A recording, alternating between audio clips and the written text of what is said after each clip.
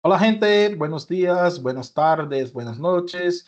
Aquí vamos empezando la clase, la primera clase de de las análisis de realidades psicosociales, que es de algún tema más, como digo, práctico, no tal vez más concreto, digamos.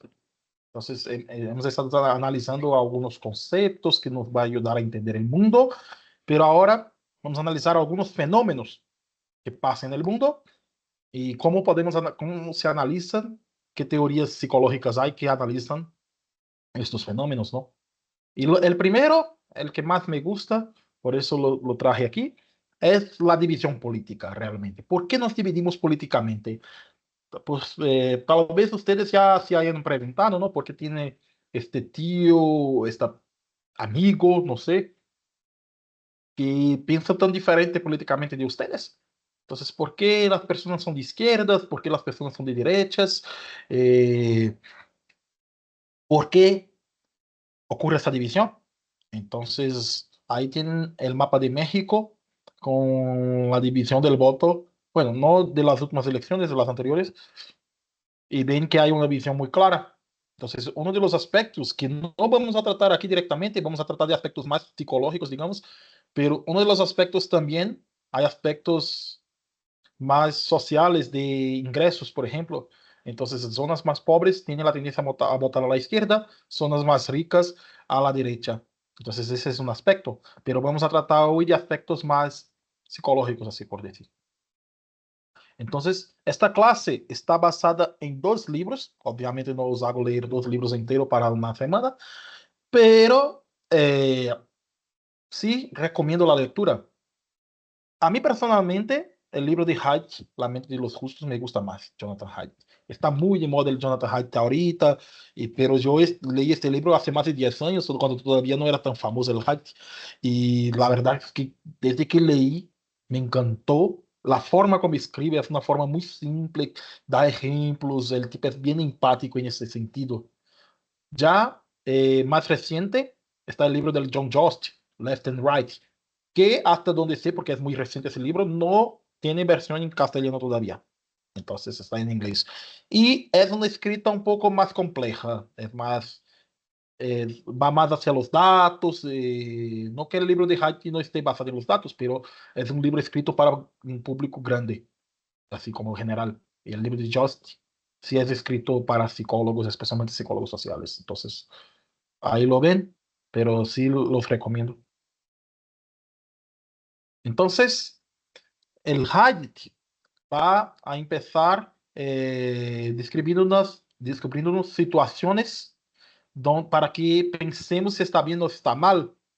Eh, Para decir, por ejemplo, en una situación que un perro de una familia ha muerto, atropellado, no enfrenta a la casa, y ellos han oído que la carne de perro es exquisita, es muy buena, ¿no? Y dijo, ah, cortaron el cuerpo del perrito, lo cocinaron y lo comieron en la cena. Nadie les vio hacerlo. O sea, esa situación está bien o está mal. Yo sé que ustedes están así como gritando por dentro y decir, está mal, obvio que está mal. ¿Ok? Dígame por qué está mal.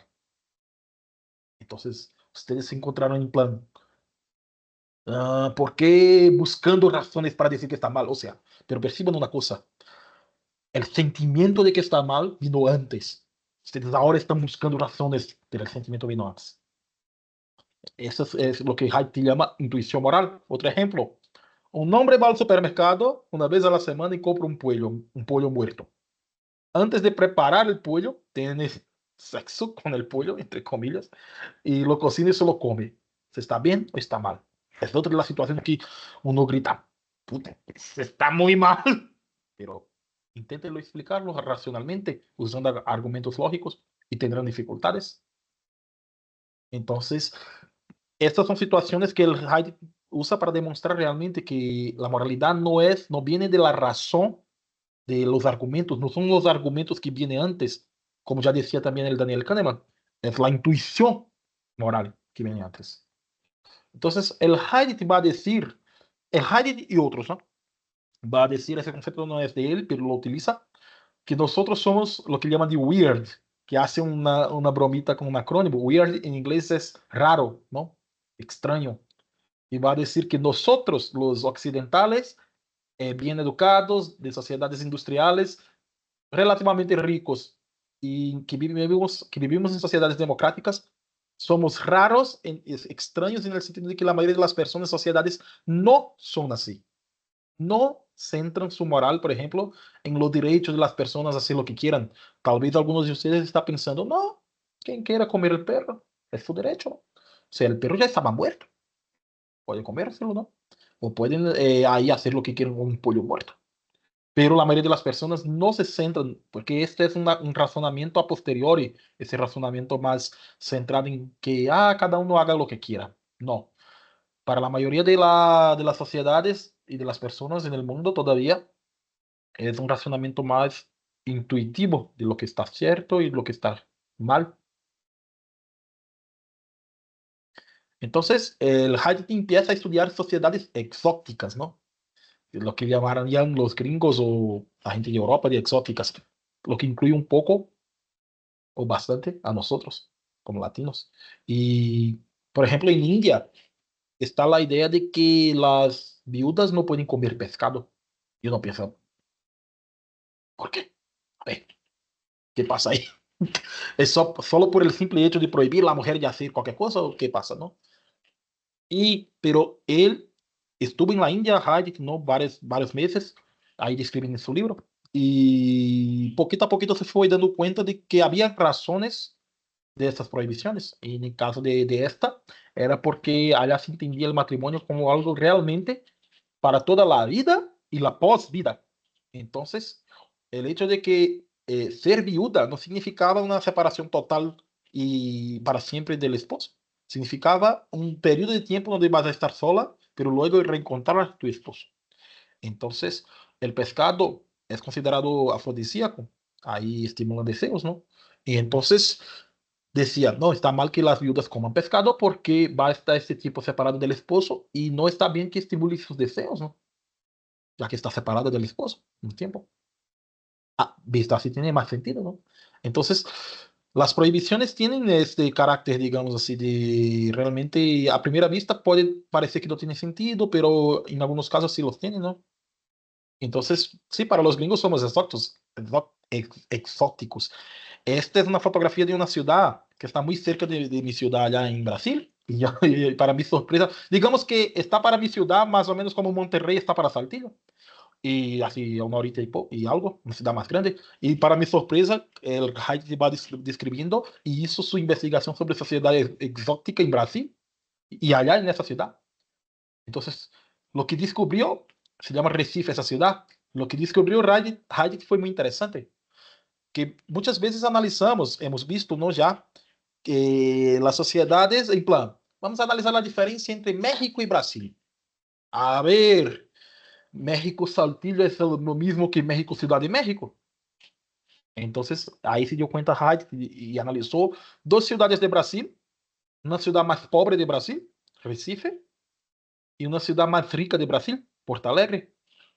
Y ahí, comparando con Filadélfia, en Estados Unidos, y descubrió que los niños de misma clase social, digamos, los niños de clase alta de las tres ciudades, pensaban igual. Entonces, tenían el mismo sistema de pensamiento.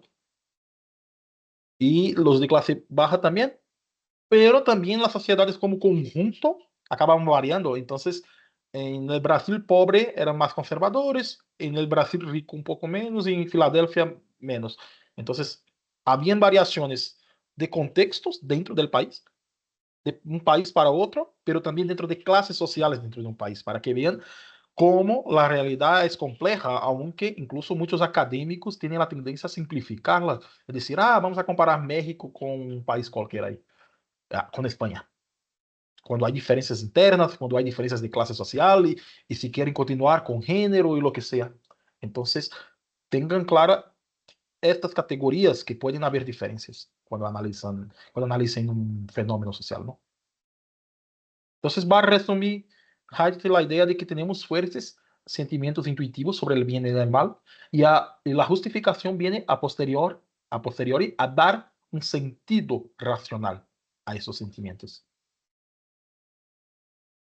Entonces, hay un libro también que hay que buscar, porque el Dan Ariely sí, parece que después se metió en polémicas, ¿no? Hay que verificar hasta dónde los datos son fiables, ¿eh? Pero hay mucha investigación sobre en las condiciones en que mentimos o no mentimos, en que justificamos ciertos comportamientos, entonces está interesante también revisar esta parte. Entonces, un ejemplo que trae en el libro, por ejemplo, es que cuando la gente recibe un cambio, una feria ahí en el supermercado, lo que sea, que está equivocada, mucha gente no la devuelve, o sea, pero si la persona pregunta, ¿está bien su feria? La gente va a decir, ah, no, toma, y devuelve. Entonces, hay unas muy interesantes, hay unas, por ejemplo, que ponen simplemente una foto de ojos, sin cámara, sin nada, solo una foto con los ojos, y eso hace con que la gente sea más honesta. Entonces, también es un factor interesante a analizar. Esta clase es más larga generalmente, voy a cortarlo un poco más, pero dejo aquí algunos elementos que también es interesante para analizar ciertos fenómenos que tienen implicaciones en las divisiones políticas, ¿no? Am, por ejemplo, el mecanismo de creencias raras, teorías conspirativas y todo ese rollo. O sea, tiene mucho que ver con lo que vimos de los sesgos cognitivos, de si estamos buscando evidencia para creer o no creer en algo.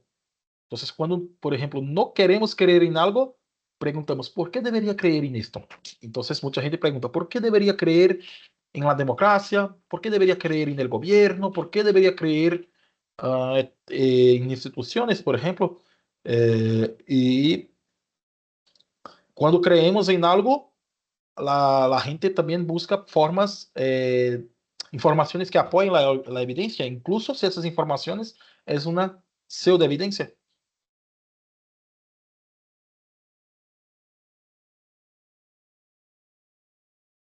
Entonces, un elemento importante es que siempre en ciencia, bueno, puse ese dibujo en portugués, la verdad, creo que se entiende algo porque no lo encontré en español, pero para mí resume bien la idea. Siempre en alguna información, en alguna, incluso en los conocimientos científicos, uno puede buscar formas de cuestionar los métodos, de encontrar una interpretación alternativa, siempre de cuestionar, ¿no? Entonces, en los temas políticos vamos a ver varias veces, pues, cómo la gente trata, es muy actual eso de cómo la gente trata las informaciones y distorsiona y selecciona datos que apoyan su visión de mundo y realmente asimilan los datos de una manera que concorde con su visión de mundo.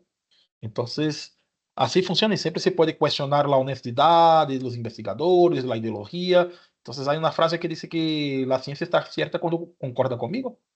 Y pues en parte sí, o sea, en parte pues la gente cuando es un hecho científico, la gente pues analiza cómo ese hecho concorda con su visión de mundo, con su visión política. Y si concorda, la utiliza en el discurso político y si no, pues o la distorsiona o no la utiliza y empieza a cuestionar. No sé si han visto la peli, creo que he puesto aquí incluso, no mires arriba. Entonces, ¿cómo funciona?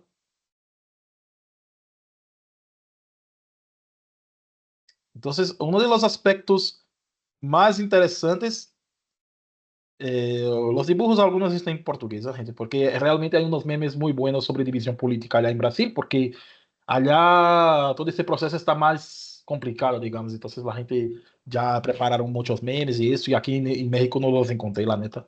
Entonces, pero se entiende más o menos, ¿no? Porque,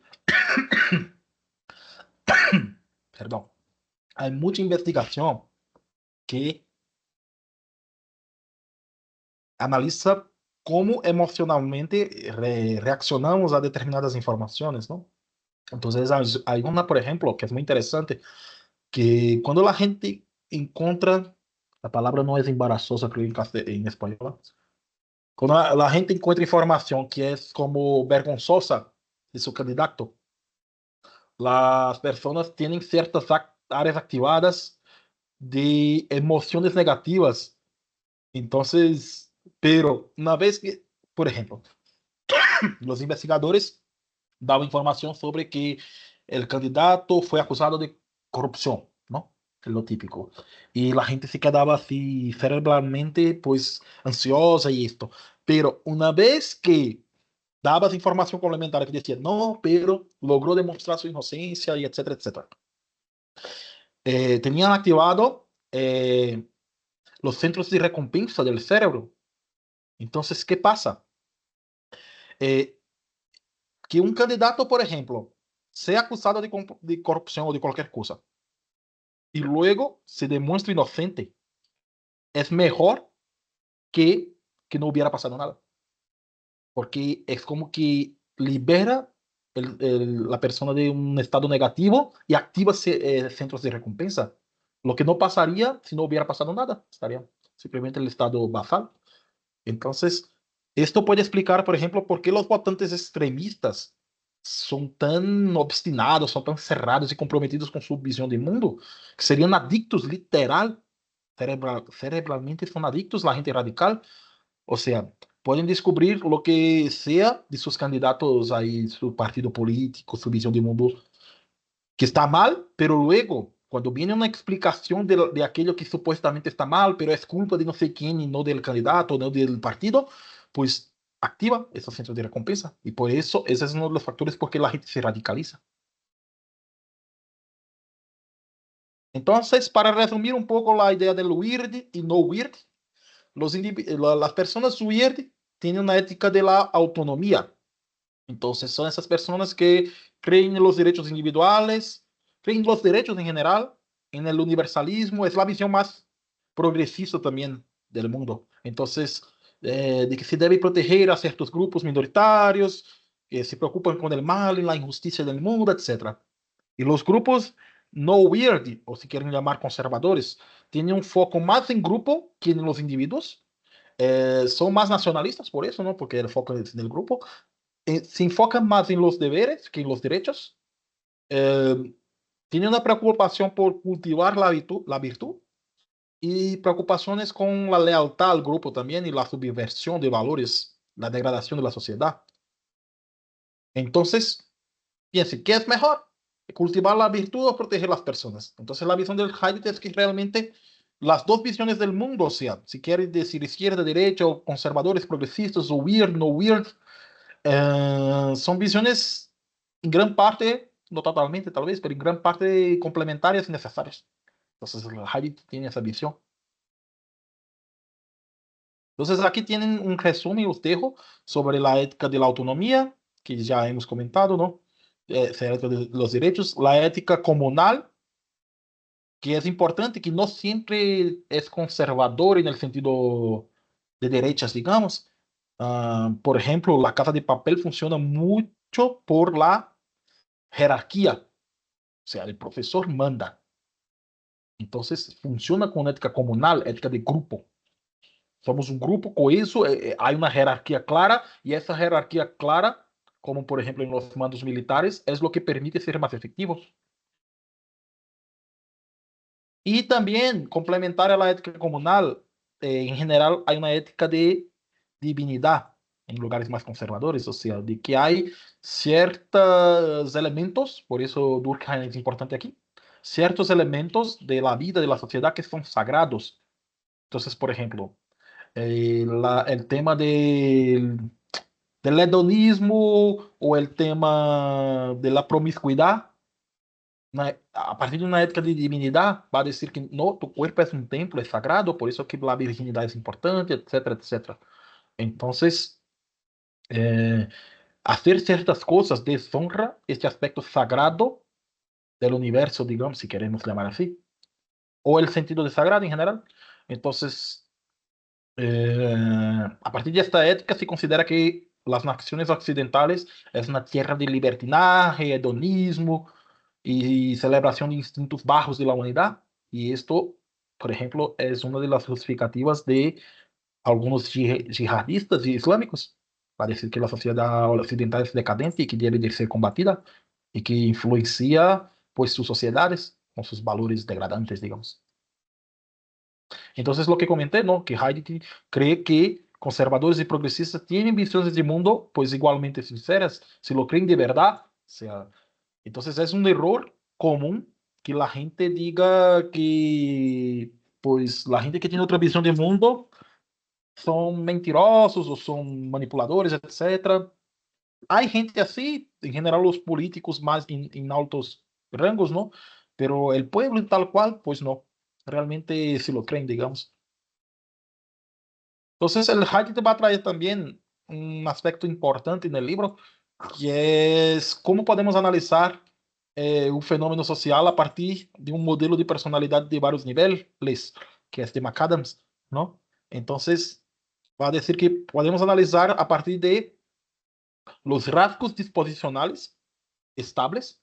O sea, por ejemplo, si uno es extrovertido, introvertido, si uno tiene más o menos sensibilidad a la amenaza externa, si uno tiene más o menos tendencia a buscar la novedad, experimentar cosas, entonces son elementos de personalidad, por ejemplo, que están sí vinculadas a una u otra visión de mundo, política, y podemos analizar a partir de ahí. Pero también tenemos que analizar cómo estos rasgos se adaptan en el mundo cuando encuentra el ambiente. Por ejemplo, alguien extrovertido y creativo y que busca experiencias nuevas, se puede sentir, la verdad, sofocado en un entorno que exige demasiada orden y obediencia y se vuelve rebelde.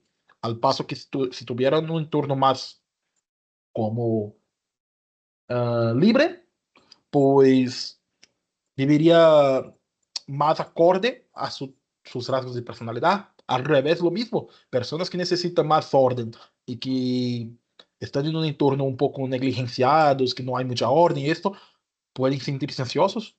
Entonces, cómo los rasgos disposicionales se adaptan en la historia de vida del sujeto. Y el tercer nivel es cómo el sujeto construye, como las personas o sociedades o grupos construyen narrativas a partir de todas esas experiencias, lo que la gente dice a sí mismas. Entonces es una reconstrucción que es identitaria, construimos una identidad, una historia de vida, de forma simplificada y selectiva, o sea, siempre contando la mejor parte de nosotros, no es idealizada del pasado y del futuro. Entonces, ¿cómo construimos nuestra significado, nuestro significado en el mundo? ¿Ok? Entonces, Haiti va a decir que tenemos una mente moralista y esta mente moralista funciona como una lengua.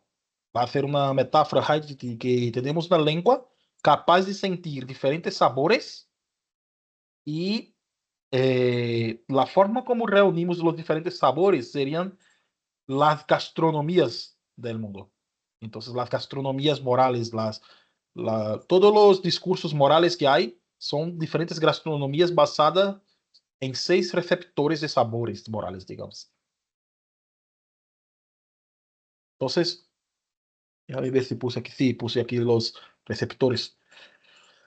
Una cosa importante, antes de todo, es entender que hemos evolucionado para preocuparnos simultáneamente por los miembros del grupo, que es una perspectiva más hoy en día asociada con la izquierda, y al mismo tiempo exigir lealtad, obediencia, tener rituales y tener religión, como vimos en Durkheim, que son características más asociadas con la derecha. Entonces, son realmente, evolucionamos con esas dos características y esas dos características, lo que Heidi te va a decir, que vienen de nuestra vida tribal, es lo que es el origen de izquierda y derecha. ¿Ok? Entonces, el primer receptor, el cuidado y el daño. Entonces, es la empatía con los vulnerables y los que sufren. Entonces, cuando vemos que van a matar ahí este animalito, ay, nos sentimos así, todos nos sentimos así, empáticos. Pero las personas de izquierda, la- las personas que tienen la tendencia más grande a ser realmente muy empáticos con la naturaleza y eso, tienen una tendencia, significan este cuidado mayor con una visión más de izquierda del mundo. Entonces, un aspecto importante en este sentido es que el cuidado no es que las personas conservadoras no lo tengan, es que lo tienen un poco menos tal vez y un poco más selectivos. Entonces, los progresistas son universalistas, o sea, les preocupa el genocidio en Myanmar, un país al otro lado del mundo. Y los conservadores son selectivos en el sentido de que les preocupa las personas de su grupo y especialmente las que son leales al grupo. La gente que no es leal no merece nada. Entonces, la gente que no hace realmente, no busca realmente, de cierta manera, ser un miembro efectivo del grupo, ¿no?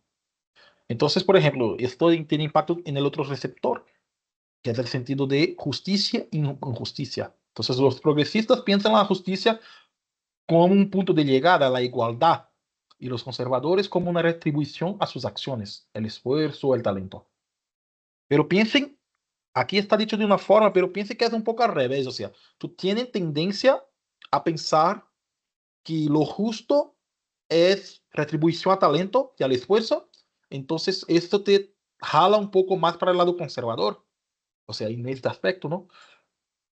Pero si tú eres más universalista, ahí te jala un poco más para el lado progresista y ahí vamos equilibrándonos.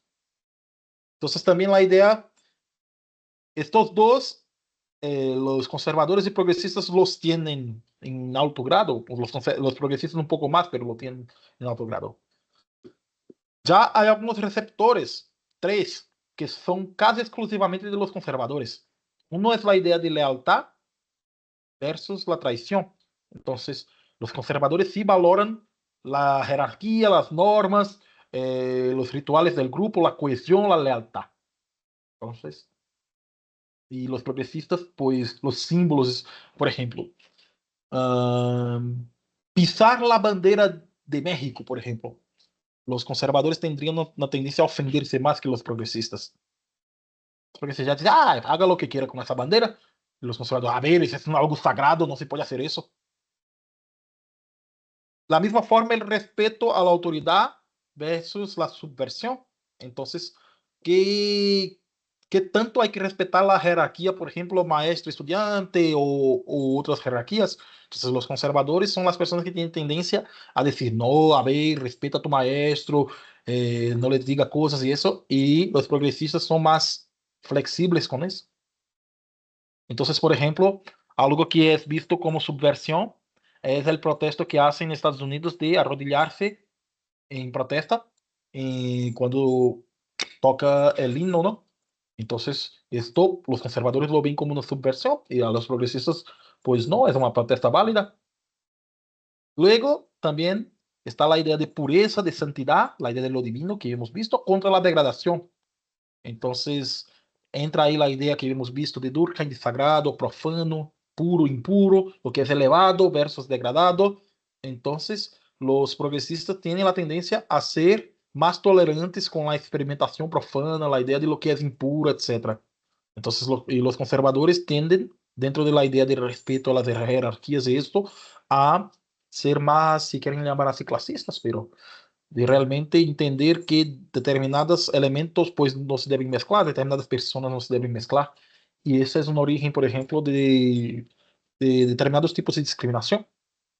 Pero tiene una base más profunda, que es la idea de que realmente hay cosas que son sagradas, incluindo el propio grupo a que pertenece uno, y hay cosas que son profanas, incluyendo los demás. Y esas cosas sagradas y profanas no se deben mezclar, como hemos visto en Durkheim.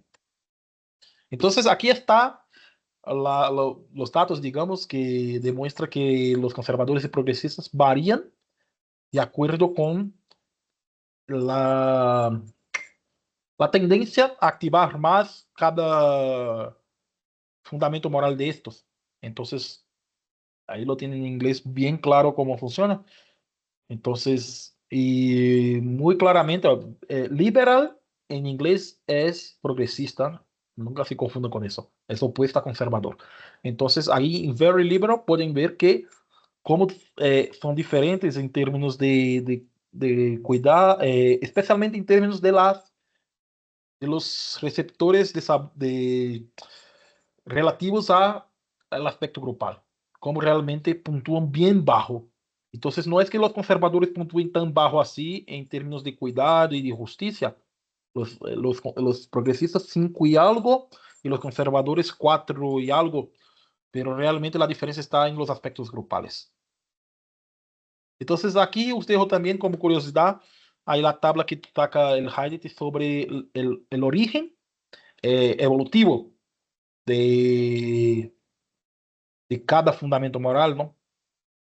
Y también el origen, ¿no? Los gatillos anteriores y los actuales. Entonces, ahí se quedan. Y más recientemente, Heidegger llegó a la conclusión que hay un sexto fundamento que es el tema de la libertad. Se explica algunas posturas más libertarias, por ejemplo, el Elon Musk. Elon Musk es muy famoso por se considera libertario, ¿no? Y la principal diferencia es un sentido de que hay una opresión que viene a partir de la sociedad y del Estado especialmente. Entonces, los anarquistas, sean de izquierdas o anarcocapitalistas, ahí vendrían de este fundamento, digamos, la libertad versus la opresión. Y aquí tienen relación las tablas que demuestran cómo diferencian los tres tipos principales de posiciones políticas, libertarios, progresistas y conservadores, en determinados aspectos de personalidad. Entonces, los conservadores son más concienzudos, los progresistas tienen más apertura a la experiencia y más neuroticismo, y los libertarios más apertura a la experiencia también. Los progresistas más empáticos, los conservadores tienen más tendencia al sentir disgusto. Disgusto, no, disgusto es como, ay, me olvidé en castellano, es como asco, asco. Disgusto es asco. Entonces, como que más asco, los conservadores, entonces piensan en la idea de la pureza y esto. Y los libertarios sienten más reactancia, que es sentir que tu libertad está siendo dañada, digamos. Y ahí van otras más características de individualismo y colectivismo, de identificación con la comunidad, que los conservadores la tienen más. Y muy interesante, de quiénes aman más su familia, los conservadores, sus amigos, los progresistas, las personas en general, los progresistas, y de quién ama más su pareja. Y ahí los progresistas y conservadores puntúan igual, y los libertarios menos, que son muy individualistas. Entonces, ya vean, nunca casen con libertad, no aman igual. Am, Aquí tenemos una comparación con las dimensiones de colectivismo, individualismo, los dejo por curiosidad también, pero no vamos a adentrar tanto. Y es muy interesante también las investigaciones de Engelhardt sobre cómo sociedades hemos visto las sociedades weird y no weird, ¿no? Y cómo ciertas sociedades puntúan como clusters en determinados tipos de variables. Por ejemplo, aquí hay dos dimensiones, ¿no? La dimensión tradicional religiosa o secular y la dimensión de supervivencia, de preocuparse por aspectos pues, materiales de seguridad versus la expresión. Entonces, las cuestiones, por ejemplo, de género, de LGBT, ¿qué más? Temas así de que es importante tener libertad para expresar, etcétera, ¿no? Entonces, ahí pueden ver que como sociedades eh, se, tenemos clústeres de sociedades. Entonces, aquí Latinoamérica, por ejemplo, es tradicional y sí permite algo de expresión más que otras sociedades. Y, por ejemplo, las sociedades en Europa, por ejemplo, son diferentes las protestantes y las católicas. Las católicas son más, un poco más tradicionales y, un poco, y bastante más volcadas a la supervivencia, a los aspectos materiales. Material en el sentido realmente, no es más de seguridad y ese rollo, ¿no? Y las sociedades ortodoxas todavía mucho más. Entonces, eso nos ayuda a explicar, por ejemplo, la mentalidad rusa. Porque en Rusia tiene esta casi paranoia con la seguridad nacional. Entonces, tiene como que para analizar un fenómeno, por ejemplo, como la guerra Rusia-Ucrania, pues tenemos aquí herramientas, ¿no? Analizar la mentalidad de en Rusia, que aunque sea secular por un lado, no es, en términos religiosos, tal vez no es tan religioso como esperaríamos, pero es bastante en términos de supervivencia. Y aquí hay otros hay otra curiosidad, ¿no? Que la confianza que tiene la gente, la desconfianza, va muy de acuerdo con el PIB per cápita. Entonces, cuanto más rica una sociedad en general, más confianza se puede tener, tiene la gente. Entonces es curioso que en Brasil, por ejemplo, la gente tiene realmente muy baja confianza en los demás y en México ya se confía un poco más. Entonces también hay diferencias, ¿no? Pero el nivel de confianza de México, aunque se confía bastante más que en Brasil, en las personas en general, no se compara con los países europeos, por ejemplo, o Australia, otros países, ¿no? Entonces, en general pueden ver una línea que va así, ¿no? Eh, que cuanto más rico un país, pues menos confía en la gente, o más confía en la gente. Entonces, pueden ver que hay relación, por ejemplo, en China se confía bastante en la gente. Hay relación de la cultura, de Confuciano en este caso, pero, confucionista, te digo, confucionista, pero también hay elementos económicos de base. Entonces, ven qué complejo es analizar ah, valores, analizar, pues, cómo son las sociedades. Entonces, el Inglehart, por ejemplo, y Baker van a demostrar que cómo la secularización avanza, pero avanza a pasos muy lentos en las sociedades en desarrollo. Y crisis económicas pueden provocar regresión a tradicionalismos. Entonces, otras sociedades ya avanzaron más rápido. Entonces, aquí vamos medio todavía inconsistentes, digamos. Y por otro lado, la tolerancia a la expresión individual, a las minorías, etcétera, sí va avanzando más fuertemente. Sigue encontrando desafíos, pero sí va avanzando más. Entonces, así vamos. Entonces, para cerrar la parte de Hayek, Hayek va a decir que no se puede hacer feliz a un perro moviendo a su cola. Del mismo modo que no se puede cambiar la opinión de la gente simplemente refutando sus argumentos. Esa fue una descubierta para mí fenomenal. Entonces, es de esperar en vano que lo que no despierta sentimientos convenza a la gente de aceptar los principios más sólidos. Si quiere cambiar la opinión de la gente, tiene que hablar con sus elefantes, hemos visto en Kahneman, ¿no? Su parte intuitiva. Evitar la confrontación, ser amable, sonreír, oír y nunca decir te equivocas, así tan así. Tener respeto, tener calidez y apertura antes de presentar una posición. Entonces dice Hayek que si hay un secreto para el éxito, consiste en la capacidad de entender el punto de vista de la otra persona. Entonces pocos lo hacen porque de verdad estamos programados evolutivamente para entrar en modo de combate. Entonces, esto muestra nuestro compromiso con nuestro grupo, nuestro equipo político, pero no importa realmente qué tan buena sea nuestra lógica. Nada hará cambiar la opinión de la gente si también están de la misma manera en modo de combate, no nos escucharán. Entonces hay que ver las cuestiones desde ese punto de vista. Entonces va a decir Hayek, la empatía es el antídoto. ¿Ok? Entonces, aquí os presento muy rápido la visión de Just. Yo creo que la de Hayek es más básica y más completa, la de Just es más reciente. Entonces, como que los presento muy rápido para que sepan que existe, pero quiero que se centren en realidad y para exámenes de eso, más en Hayek, ¿ok? Más no, totalmente en Hayek. Pero aquí los muestro. El John Just va a decir que hay dos bases de las diferencias ideológicas. Mantener o desafiar el status quo es la primera. El status quo, muchas veces la gente confunde qué significa status quo. Status quo es la situación como está ahorita. Entonces, por ejemplo, defender el status quo en Israel y Palestina es defender la situación como está ahorita, de la división de los estados, de el poder que tiene Israel y Palestina, etcétera. Entonces, por ejemplo, defender el status quo es defender la situación actual.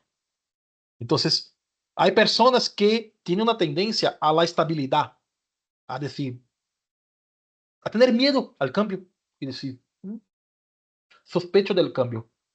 En Inglaterra, por ejemplo, como nación, es la nación que ejemplifica eso más claramente. En Inglaterra, cuando vieron la Revolución Francesa, se quedaron horrorizados y dijeron, los cambios pueden ser malos, ¿eh? Mejor y despacito. Entonces, esta tendencia a mantener y despacito es una tendencia a mantener el status quo. Y la Revolución Francesa ejemplifica el otro lado, de que hay que cambiar, hay que hacer realmente una revolución y para establecer nuevas bases. Entonces, ya ven que, y este es el origen histórico de la diferencia entre izquierda, los que quieren cambiar las cosas, y derecha, los que quieren mantener. Sería esto. Mantener el orden actual o cambiar. Y la segunda base sería la tolerancia o deseo de desigualdad y jerarquía frente al igualitarismo. Entonces hay personas, si miran el lobo de Wall Street, que dicen, no, el mundo es de los más listos y más fuertes. Entonces, los que no lo sean así, pues lo siento. ¿Ya? No, la verdad ni lo siento. Entonces, y hay personas que dicen, no, debemos buscar igualdad y eso. Sea, dice, ¿qué tanto toleras la verdad cada vez que veas a alguien en la calle, por ejemplo, viviendo en la calle? ¿Qué tanto eso te mueve? Hay gente que pasa por ahí y no se mueve en absoluto. Así, con eso dicen, ¿qué habrá hecho? A lo mejor se lo merece. Y hay gente que dice, no, a ver, hay que hacer algo, etcétera. Entonces, ahí ven otra base de la diferencia.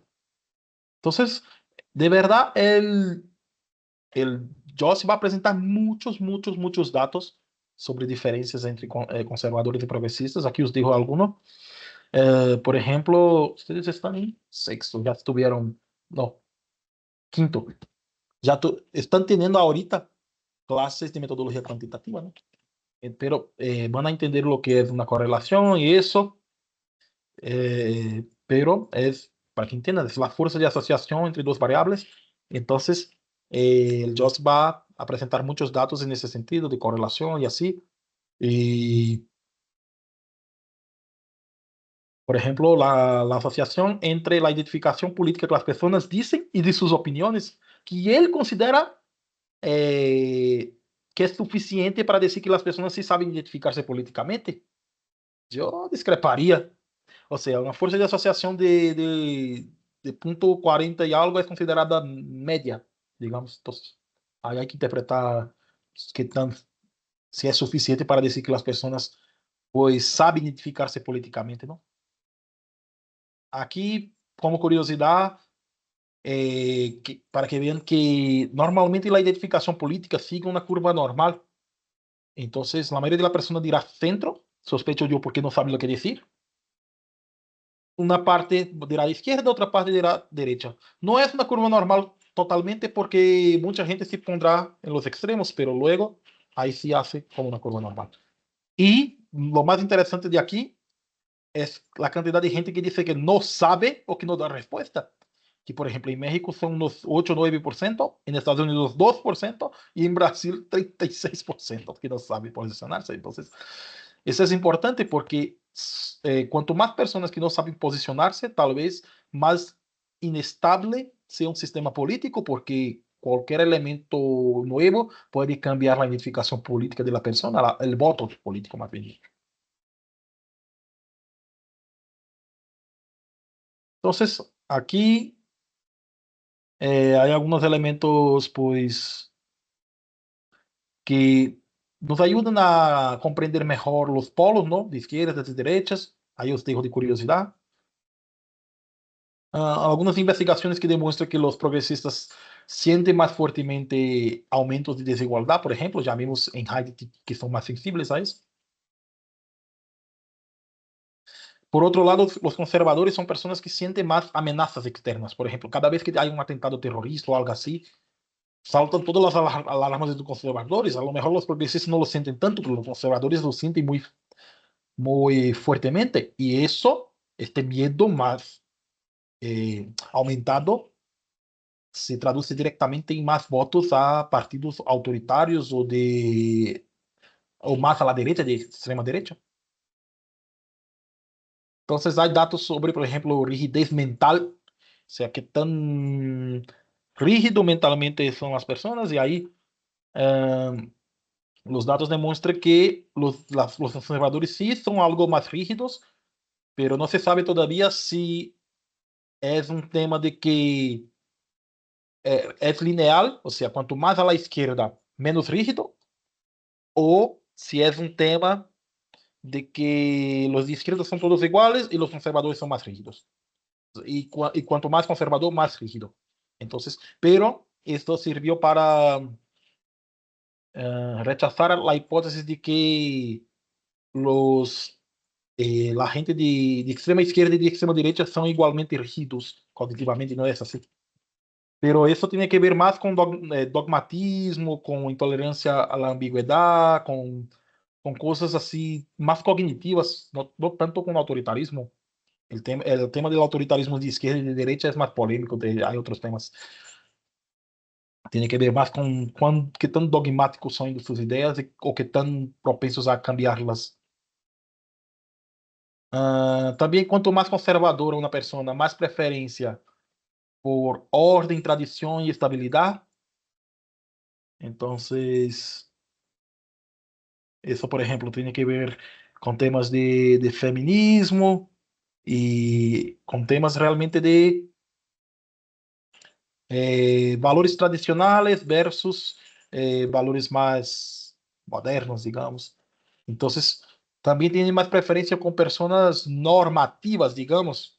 Entonces, realmente los conservadores son más sensibles a, imagínense, por ejemplo, una persona con muchos piercings, pongamos así, muchos, sí, aquí llaman piercings, creo, ¿no?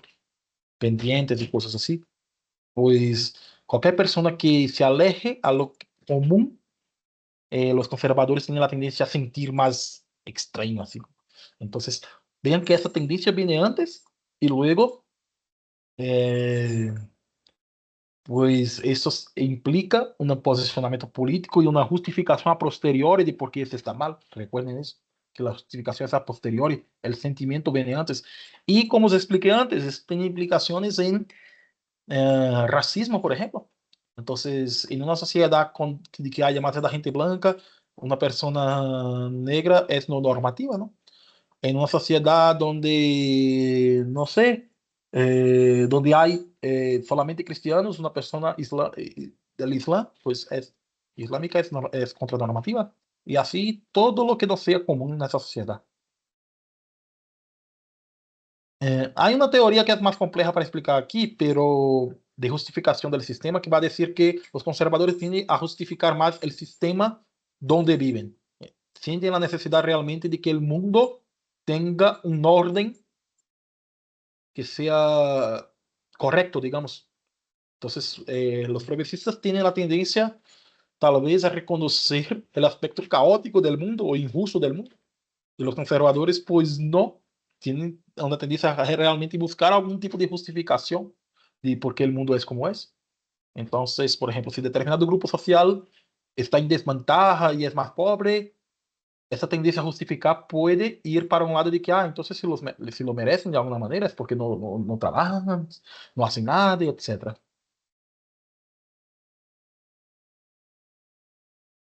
Entonces aquí tiene una lista de rasgos generales asociados a progresistas y conservadores. Ahí dejo de curiosidad. Y de los rasgos de personalidad hemos visto también en Reddit. Y para mí, lo que se me hace más curioso, la verdad, es que han analizado los espacios que la gente vive o trabaja. Y la verdad es que los conservadores tienen la tendencia a ordenar más sus espacios y los progresistas conviven mejor con el caos. Entonces, esto tiene implicaciones. Y ahí tiene implicaciones no solamente en cómo ordenan, pero realmente en cuántos colores tienen, qué tipo de decoración, qué tipo de muebles, qué tipo de símbolos hay, de todo. Entonces, de tipo de música, de todo tiene relación con la identificación política. Incluso qué tipo de coche utilizan, qué tamaño tienen los coches, es decir, utilizan camionetas o utilizan coches más pequeños. Entonces, como que realmente Aquí una lista enorme de elementos que son asociados con ser más progresista o conservador. Ok, ok.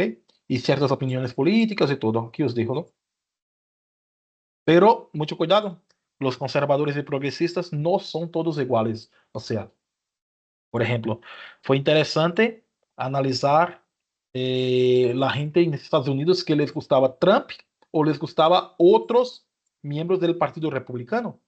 Lo que se descubrió fue que los de Trump tienen características muy diferentes a los otros republicanos.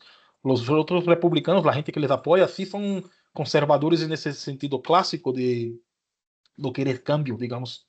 Pero los de Trump sí quieren cambios. Entonces, y no justifica tanto el sistema. Entonces, piensen en la palabra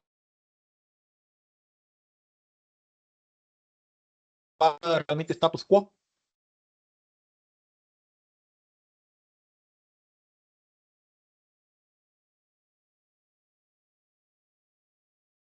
Vamos a ver si continúa la grabación. Parece que sí. Mi vida desconectada. Bueno, los votantes de Trump piensen en la palabra status quo. Hoy en día, ¿quién representa más el status quo?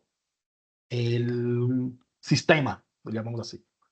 Los de Trump, Donald Trump o Joe Biden, por ejemplo. El Partido Demócrata o Republicano en Estados Unidos. Entonces, el propio Trump habla mucho en Deep State y el Estado profundo y ese es él y los suyos reclamando, digamos, que, pues ahí se quejando de que realmente el status quo es demócrata allá en Estados Unidos, o al menos algo entre demócrata, pero demócrata no Bernie Sanders, demócrata Hillary Clinton, el demócrata Joe Biden y ahora Kamala Harris. Entonces, y entre el status quo es entre esto y los republicanos tradicionales, pero no Trump. Entonces, para que vean, hay estas bases, pero cómo se significarán políticamente, pues puede variar. Y algunos datos interesantes, pues, por ejemplo, han hecho investigaciones neuro que han descubierto que el tamaño de la amígdala, que es la responsable por reacciones emocionales, por detección de amenazas, tiene que ver con, se relaciona el tamaño de la amígdala con justificar más el sistema o no. Cuanto más grande la amígdala, más justificación del sistema. Y hemos visto que la justificación del sistema está relacionada con un pensamiento conservador. Entonces, para que vean, hasta aspectos cerebrales ahí se relacionan. Pero no sean reduccionistas, no es solo eso. Es todo esto, todo esto. ¿Sí? También han investigado gente que tuvieron lesiones en la corteza prefrontal y también en la amígdala, que son áreas que tienen que ver con la flexibilidad cognitiva, el pensamiento abstracto, planificación.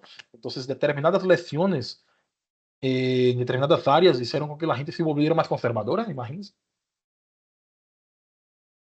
Entonces, aquí hay meta-análisis. Meta-análisis, para quien no sepan, es un conjunto, es una investigación que toma o que reúne varias otras investigaciones sobre un tema, todas las que se pueden encontrar, y buscan como compararlas estadísticamente, así como que hacer realmente un resumen, pero no decir una es, otra esa, pero realmente poner en un único análisis todos los resultados para que podamos visualizarlos, ¿no?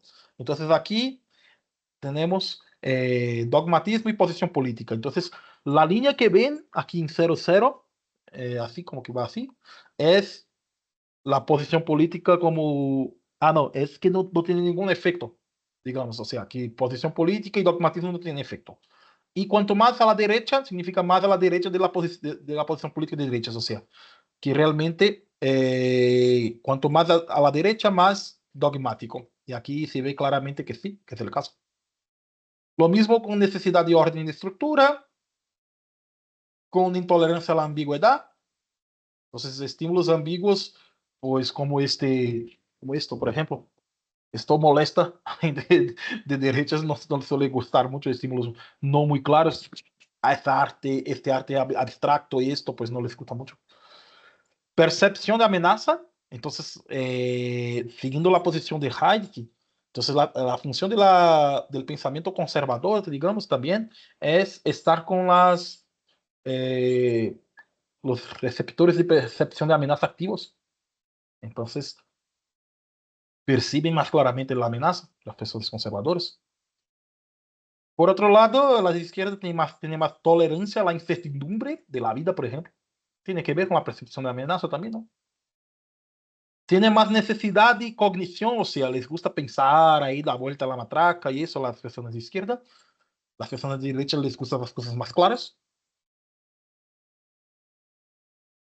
Entonces también los conservadores muestran un mayor deseo de compartir el mismo sistema de creencia con los demás, entonces por eso que les molesta el exceso de diversidad.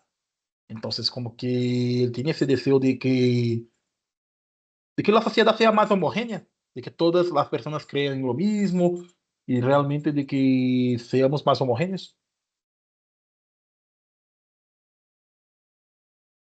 Una muy curiosa es que encontré es que los conservadores defienden el Estado mínimo, pero defienden más el Estado mínimo cuando un presidente es de izquierdas. O sea, no debe poder haber ese presidente de izquierdas.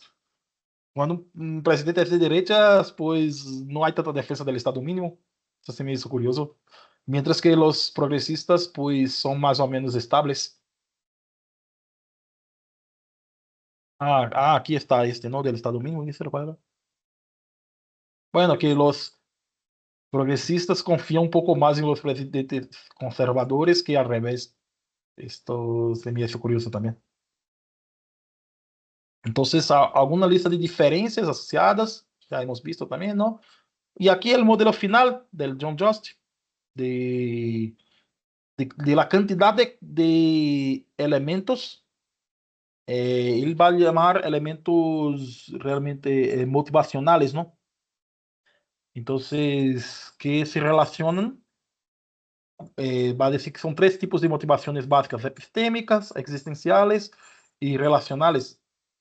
Y que estas motivaciones van a generar los dos aspectos que hemos visto básico: apertura o resistencia al cambio y aceptación o rechazo de la desigualdad.